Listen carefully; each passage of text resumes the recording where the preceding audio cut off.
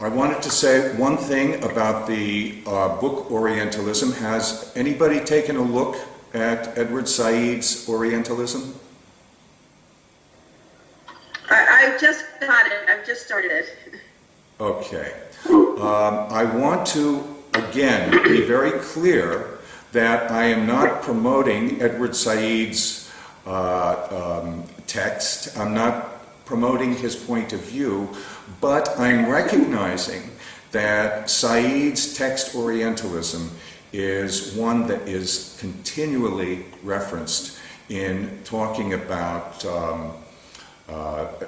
the assumptions that we bring into an analysis of another culture, especially India, and that people either agree or disagree or find that Said is dated, but they do refer to him.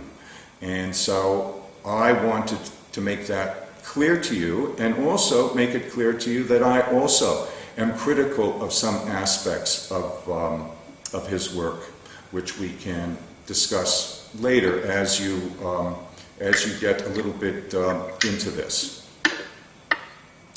Okay, so to quickly review what we went over the last time is that there are certain assumptions that are overwhelming in our analysis of India.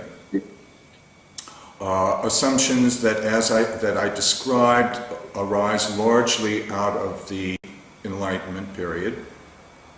Assumptions that arise out of the paradigm of natural science and the focus on the pretty much solitary focus on the human rational thinking, with the assumption that if we're totally rational, if we take rationality out to its further degree, then we can be objective about things. So the laws of science, the laws of natural science, gravity, and various observations that could be corroborated by rational thinking as well as experience, gave European thinkers at that time an enormous amount of confidence in what I would describe as a hubris to apply that paradigm of natural science to the human sciences as well. So that in the same way that we measure gravity, we could also measure economics, we could measure social behavior, intelligence, and so many other things. The second major area is the textual bias that we bring into, or at least that the Academy and post-Enlightenment thinkers have brought into the study of India. Now, there's really no other way for them to do it.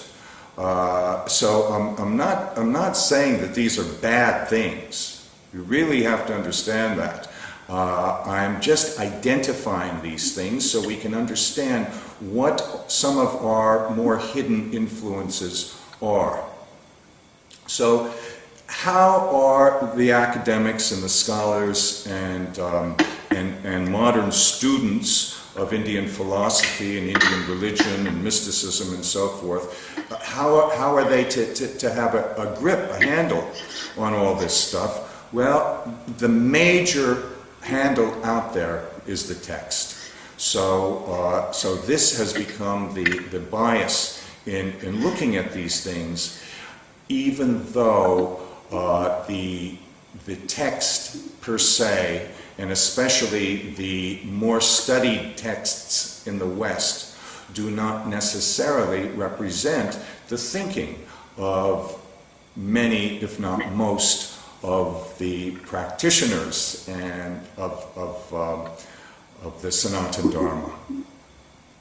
Okay. The third thing is privileging experience. Since the time of William James, at the turn of the 19th to the 20th century, especially with the publication of his text, The Varieties of Religious Experience, we have privileged experience when we come to think of mysticism. Even though the privileging of experience has not always been the case, and there have been many other ways of dealing with so-called mysticism, or sort of the transcendental. But we privilege experience in looking at this stuff. The next thing would be the progressive, the aspect of a progressive history of humankind. That we started from a very primitive state, and now we've arrived at the pinnacle of culture and civilization. This is an assumption that we bring into things. Evolution is along with this. And again, this is very much our state of thinking in the modern Western world. So I am not saying it's wrong or bad, but rather that it is an assumption that is not necessarily the case when we look at another culture, and especially India, in ancient times. The conceiving of religion as a doctrine,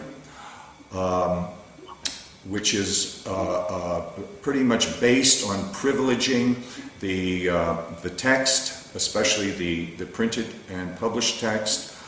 This is how we come to know Christianity, at least post Martin Luther. Christianity, it's the way that we are instructed that we must understand Islam, Buddhism, and Hinduism as well.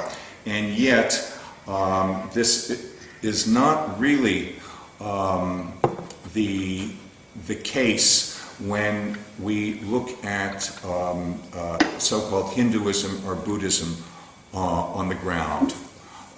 It is not always doctrine that is the overriding elements. In fact, it's usually local elements that override doctrine. The final thing that I wanted to again mention, as I did last week, is the metaphor of the machine, which is very consistent with the paradigm of natural science and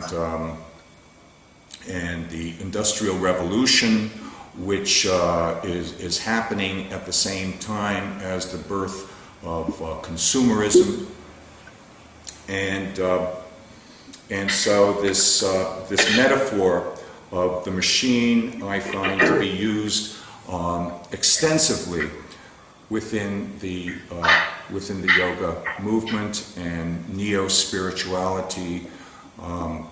I find it's something that we really must observe and examine and decide if this is an appropriate metaphor for the type of analysis that we're doing.